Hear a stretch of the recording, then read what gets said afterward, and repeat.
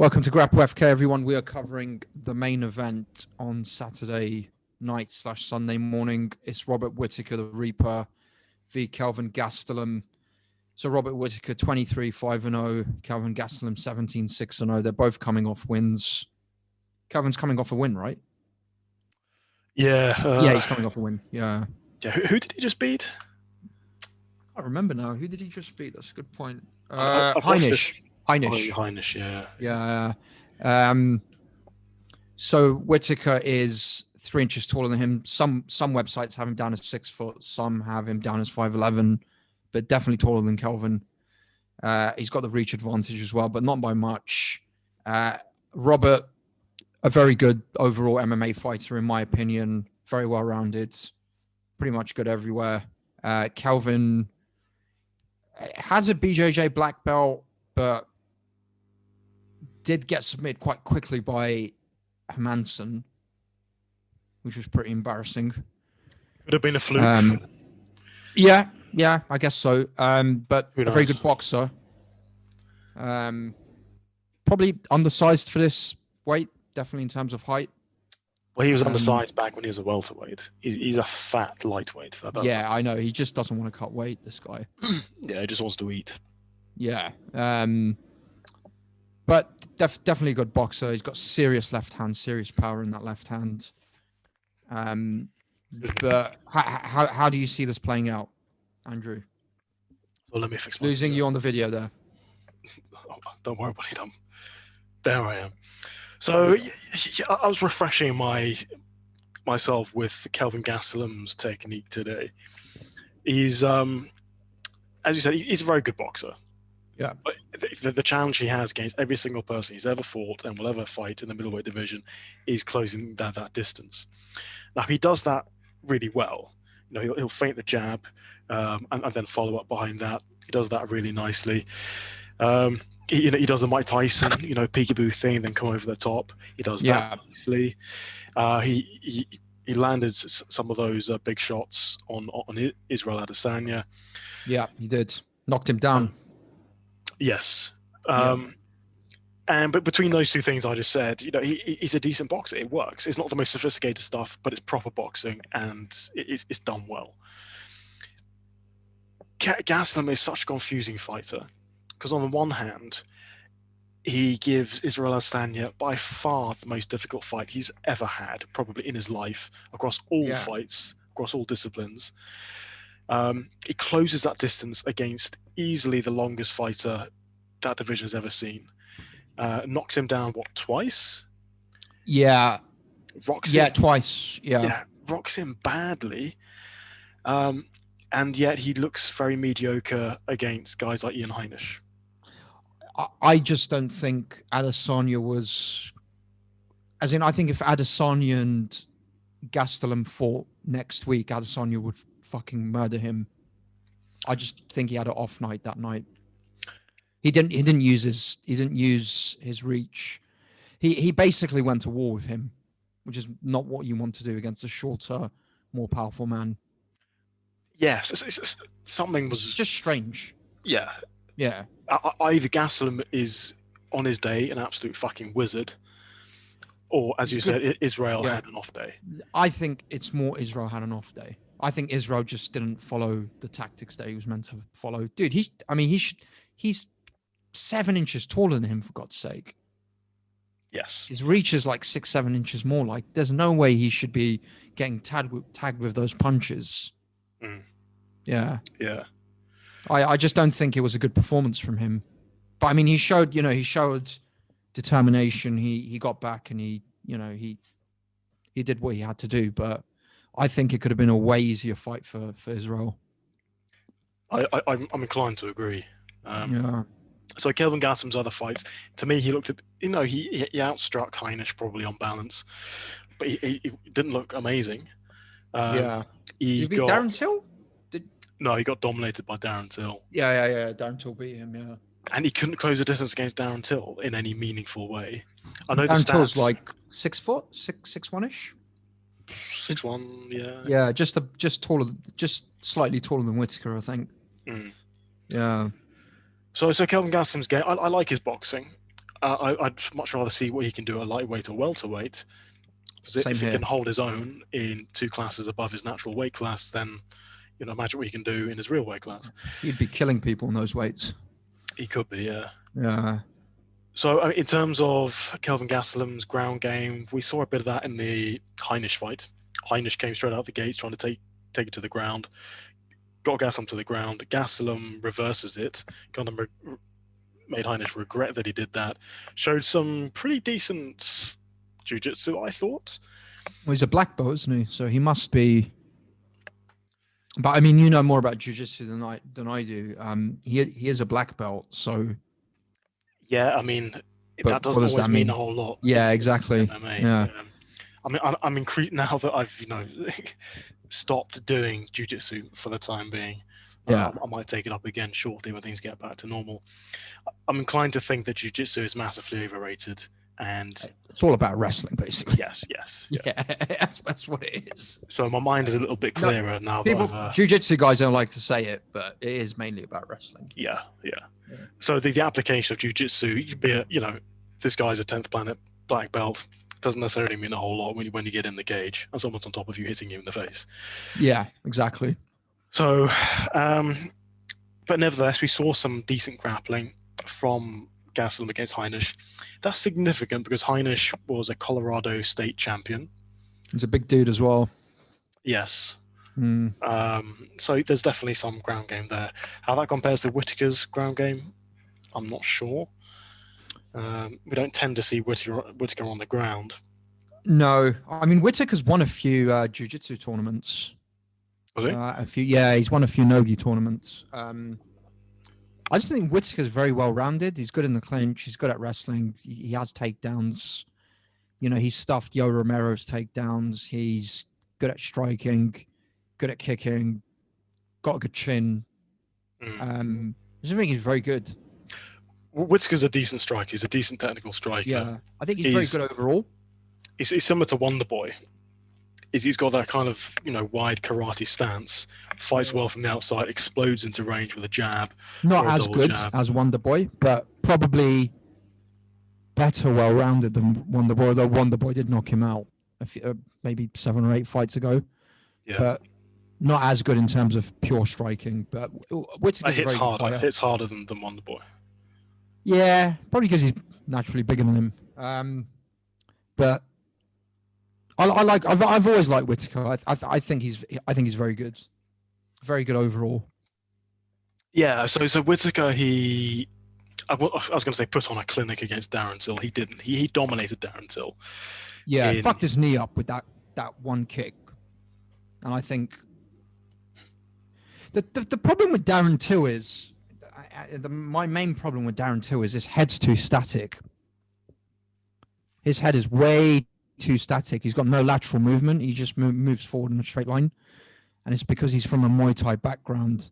I think if he was a bit more bouncy, he would have given Whittaker more problems. But I think ultimately Whittaker did dominate him because he was reading it quite well.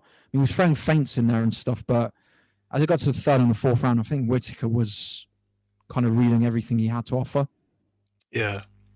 And there's something Whittaker, as you alluded to just now, it is the management of range. So he's very good at fighting at mid-range and long range, and then exploding into close range. That, and I'm just trying to think how this plays out against Kelvin Gastelum. So Kelvin Gastelum does well, obviously, when he's up close. He's not going to do very well if he can't close that distance. And I think stylistically, Whittaker is a difficult fight for him because Whittaker is not going to stand in front of him. He's going to stand on the outside, and he'll explode into range and then explode back out again. He's not going to hang around at close range. Yeah. But then again, this is just such a weird sort of. I can't quite put my finger on how this fight goes, because Whittaker is one of those people. Like, we know he's a good striker. We know he manages range well. We know he's explosive. He's a technical fighter, etc., etc. He's one of these guys. You look at him, I never quite know what it is about him that makes him so good. You know, He's just the thing with Whittaker is, you get some people that are like an 11 out of 10 or a 10 out of 10 in a certain aspect of MMA. So, for instance, Khabib is a 10 out of 10 in wrestling or grappling or whatever you want to call it. And then Adesanya is a 10 out of 10 in striking. Whittaker's just at a 7 or 8 out of 10 in everything, in my opinion. He's just above average in every aspect of MMA. Yeah. And I think that kind of culminates in him being a very good fighter overall. Yes. Which people don't probably pick up on what he does, but he's just very good everywhere. And that's true. And if there's, for example, if you're good everywhere, that improves. That just makes it more difficult. If your opponent knows you can get the takedown and he knows you can fuck up on the ground, then suddenly your striking is better because they're not thinking about your hands. They're thinking about oh, I need to stop this takedown. So suddenly the striking is a lot easier. So that's definitely a thing. But yeah, Kelvin Gastelum is just an enigma to me. He's again, he's definitely in the wrong weight class. Too short, but he does have that big left hand, and he has KO'd people, and Whittaker has been KO'd. So there's always that risk in this fight. But I think overall, Whittaker's a better MMA fighter than Kelvin Gastelum, fundamentally. Yeah, he is. I mean, now that I think about it, so Gastelum's going to, fake the jab and then come into range, or he's going to do the ducking weaving thing, or that. The Reaper won't be there, mate. Exactly. He won't be there. Yeah. Exactly. Bobby Knuckles will either move away or he'll be countering. Exactly. When Gastelum's doing this, pumping the fake double jab, Whittaker's probably going to smack him in the fucking face. Yeah. And what's interesting about these two is Kelvin's 29 and Whittaker's 30, which is amazing. It feels like they've been around for ages. Both of them. Well, they have been around for ages, especially Whittaker. Yeah, I mean, Whittaker's had, 28 fights? Gastelum's had 23 fights already. Yeah. Madness. Yeah. CTE coming up for these guys soon. Well, definitely for Whittaker, he had, 10 rounds against Yo Romero. Yeah. Oh, obviously, that's another thing. We need to talk about the level of competition they've beaten. Yeah. I mean, Whittaker wins hands down. Even if Gastelum has had some real highlights, like knocking out Michael Bisping, giving Israel Adesanya that very difficult fight. Bisping was at the end of his career, though. But he had one eye. Yeah, one eye as well. He was champion. He was. He literally. He was a champion. Yeah. No, he wasn't a champion. He didn't take the belt off him. Did he? Yeah, no. I can't remember what happened there. Yeah, I think Bisping was champion at the time, but it wasn't for the belt. Oh, you must have missed weight or something. Then. And then GSP took the belt off Bisping. Wasn't that before the Gastelum fight? I think GSP fucked him up before Gastelum, and then Bisping went for the Gastelum fight. And the only reason why he could get the Gastelum fight was because it was in China. If it was in America, they wouldn't have allowed him to take the fight. I believe that's the story. Because it was too close to when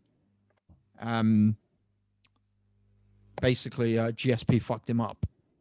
The time period. You're right. Yeah, you're right. So they fought in China.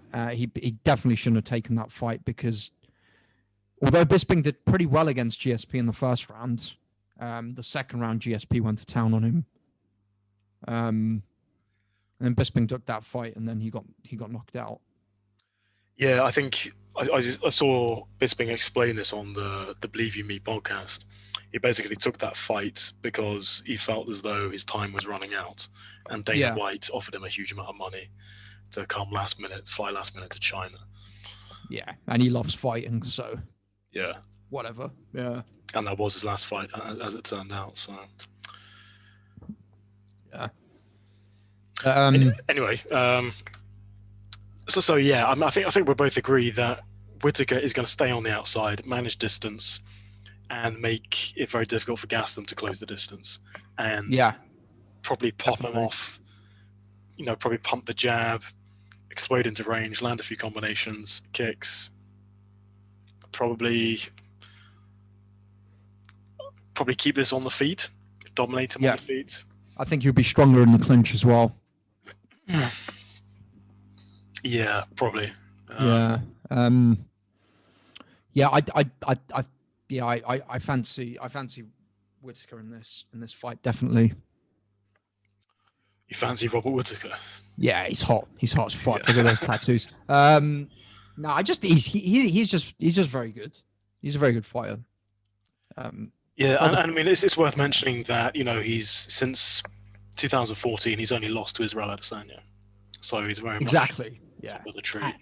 And that was, you know, a really bad game plan from him. The way he was trying to fight him was just. Did he fall into that gap of just standing in front of Izzy? Yeah, he did. To an extent, yeah, he did. Yeah. Not as bad as Costa, but I think he could have. I think if they are to fight again, which is probably possible because Whittaker's hanging around that number 1 spot, Robert really needs to. Oh, and we've seen what Blachowicz did to Adesanya, but I mean Blachowicz is a lot bigger than Adesanya and these guys, but Whittaker needs to mix in the takedowns, needs to find a way of grappling Adesanya. Or at least threaten the takedown. Yeah, or at least threaten it, exactly. You cannot strike with that guy when you're this weight. So the game plan that he tried to incorporate on that night was just, it wasn't going to work. The thing is, for a shorter fighter against a longer fighter, it's so easy to fall into the trap of, you know, not being all the way out or all the way in. You know, and just standing at this middle range, which you're used to doing against fighters of a similar height. It's very easy to fall into that. Yeah. No, I agree with you. I just think at that weight with Izzy, they have to figure a way of getting him to the ground. Because I think if Robert Whittaker can get Izzy to the ground, then he could do some serious damage. Because he's got good jiu-jitsu and he's a heavy guy. He's a big dude. And Izzy's a purple belt. And jiu-jitsu is shit anyway. Yeah. So. It's not shit. It's good if it's incorporated in the correct way. So when I start doing jiu-jitsu again, I'll start saying it's amazing. Exactly. Yeah. If it's combined with wrestling, then it's amazing.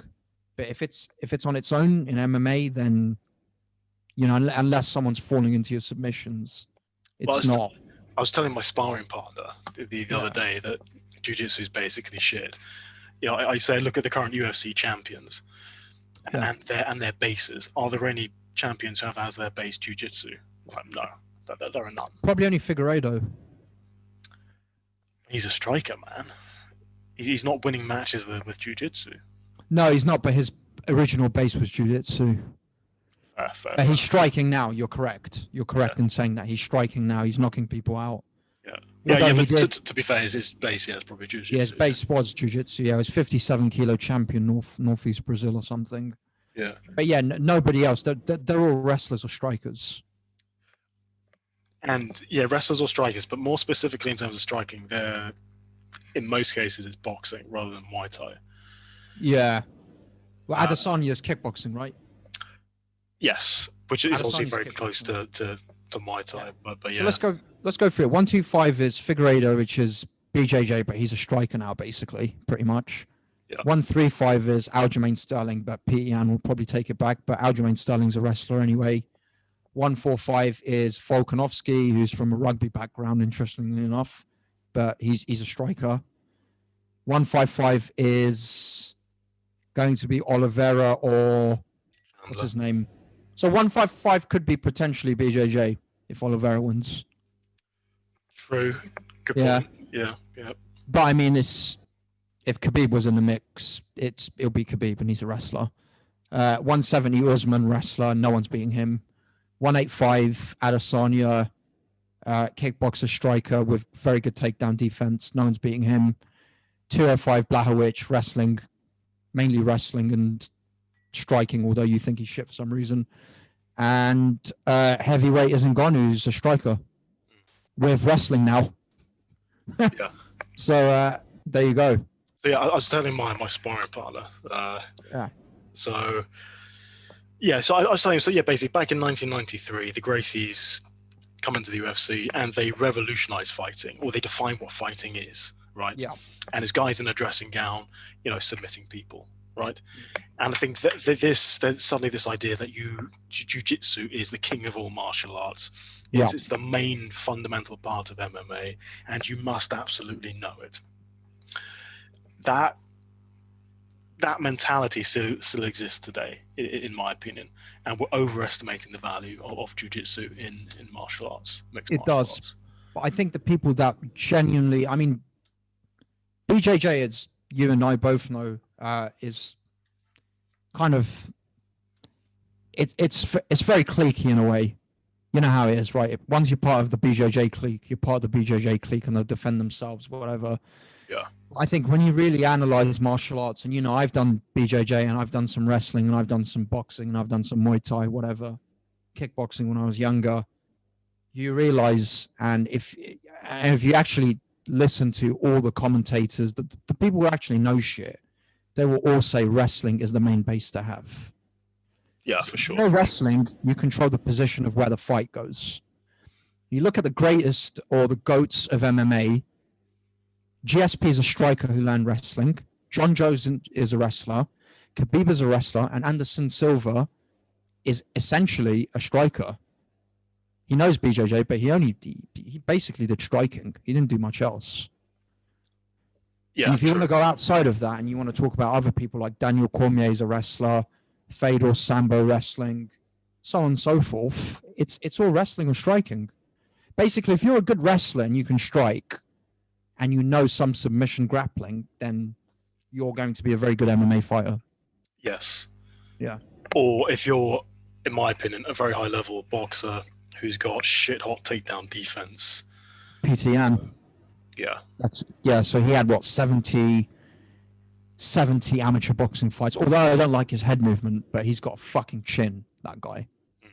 That guy's got a chin. But, yeah, I should say his name correctly, Piotr Yan. He's a perfect example of that. Amateur boxer, came up through the ranks, learned takedown defense, and I think he'll get that belt back unless he does something very, very stupid. Yeah, he will. He'll get that belt back. Yeah. But yeah, anyway, getting back to this fight, we went off track there. I just think the Reaper is the better fighter overall. There's always a chance that Kelvin could land the big left hand. Yeah. Whittaker's been knocked out before. I think Wonderboy knocked him out with a kick, right? I haven't seen that fight. I believe he knocked him out with a kick. Yeah. That was like 6-7 years ago. Obviously, Israel knocked him out with strikes, but the way Israel knocked him out, no way Kelvin can do that, in my opinion. That was pure. That was range. That was his height. That was everything incorporated. I don't think Kelvin can do that. Yeah, probably not. I mean, I don't want to write off Kelvin Gastelum here. He can win this fight. He can. He can. Via a KO. Yeah. Yeah. He's not going to win on points. No, he won't win on points. But if he does a ducking weaving thing, closes distance, anything. Yeah, exactly. It's MMA. Yeah.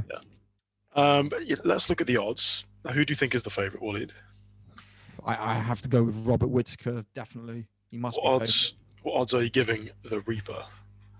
I'm trying to think of it from the odds maker's point of view. Probably minus 250, minus 200, somewhere around there. Minus 275. Yeah, minus 270. That makes sense. I think pretty short odds. Yeah. Yeah, possibly.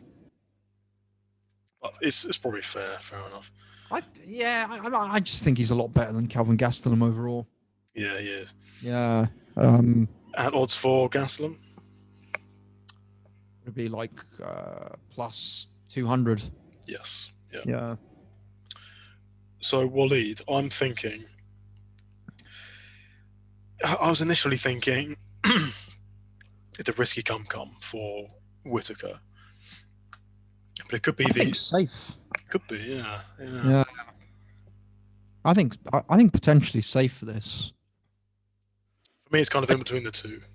Yeah, it's in between the two. Well, what are the odds for, just out of interest, for Gastelum KO.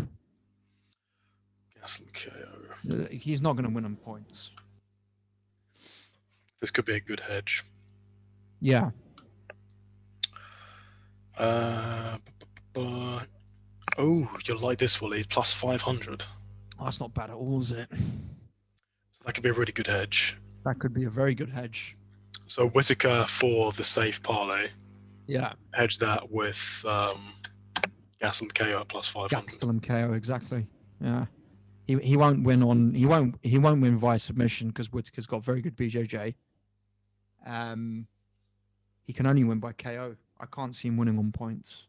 Yeah. I mean, let's check out their strike output. Whittaker's 4.52 to 3.44. Takedown defense 84%. Gastelum, yeah, he's got lower output. Takedown defense is lower too. So yeah, I mean, we've seen the footage on these guys as well. I don't think Gastelum can win this on points. Yeah.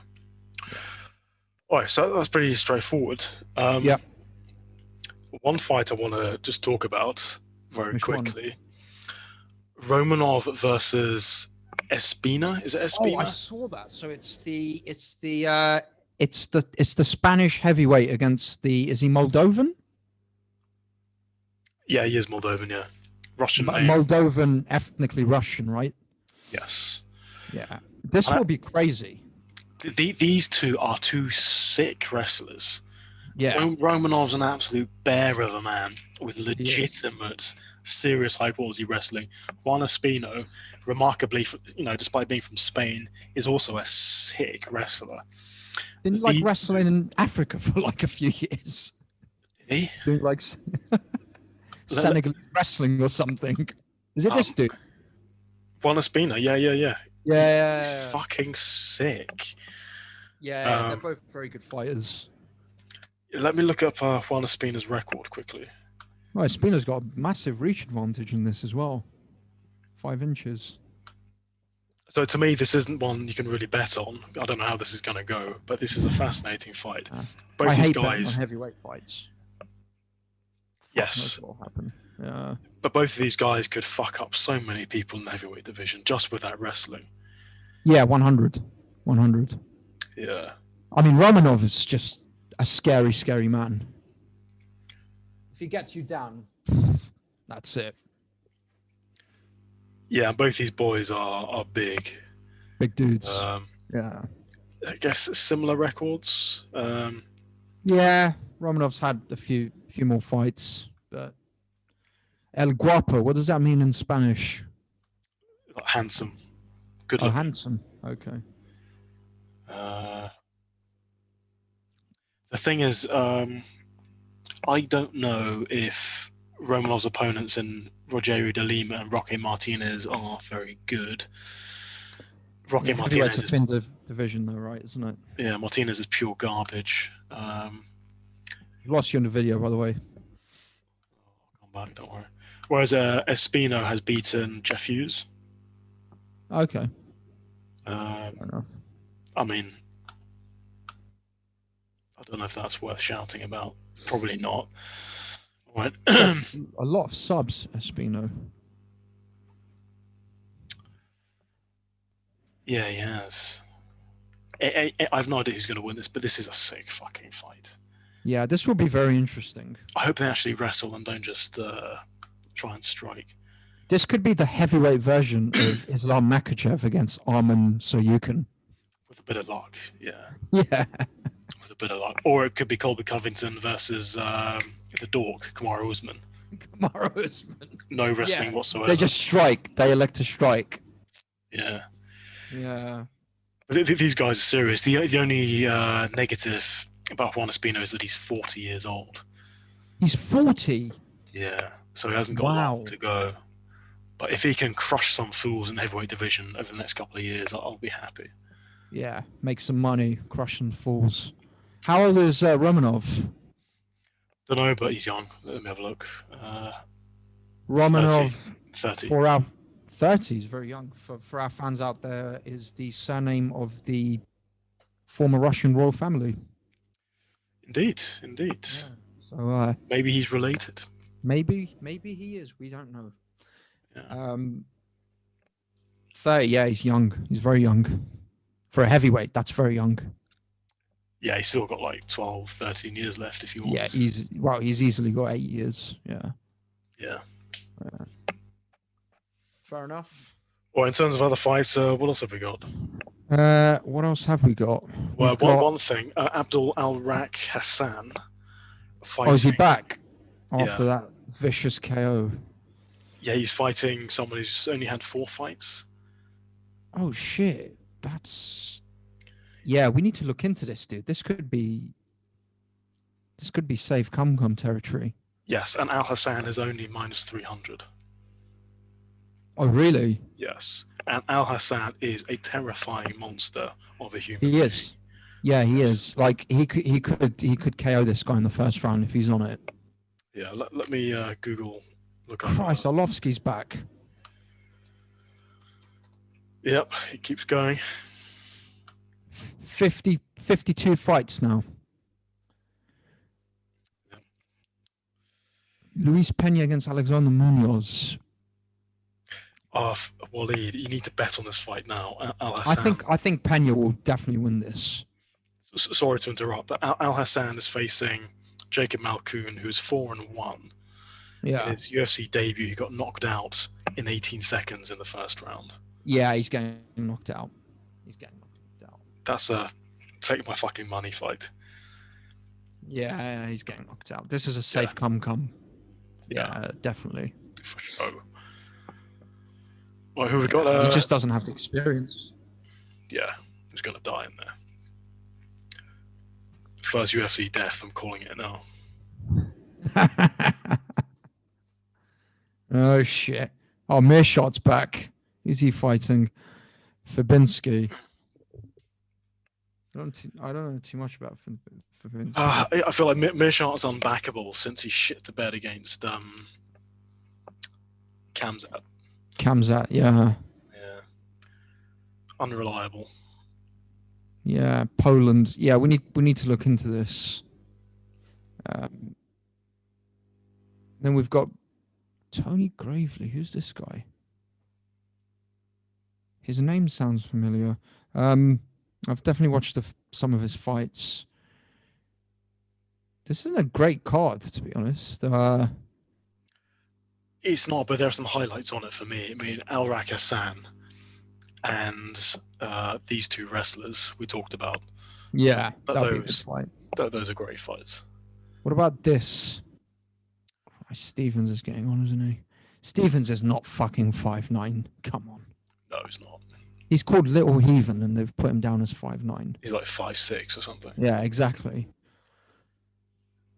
I don't know about these guys.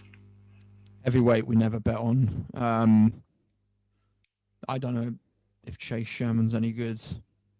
Me neither. He's got shit tattoos. Luis Pena against Alexander Munoz. Pena's a good wrestler.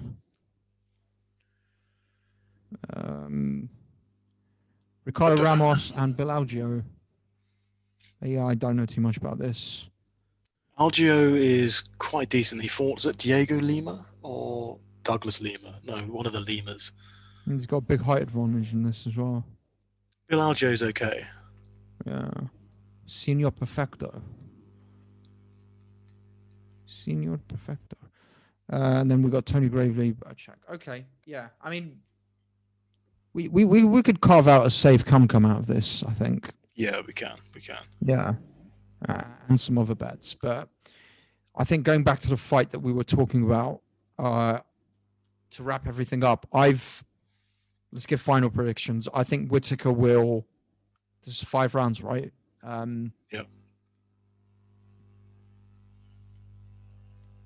I think Whittaker will win a unanimous decision. So do I. I think he's a good candidate for the safe parlay at minus 275. We should be saying parlay. Parlay, yeah. Yeah, put him in the safe parlay at minus 275 and hedge with the Kelvin Gastelum KO at plus 500. That's great.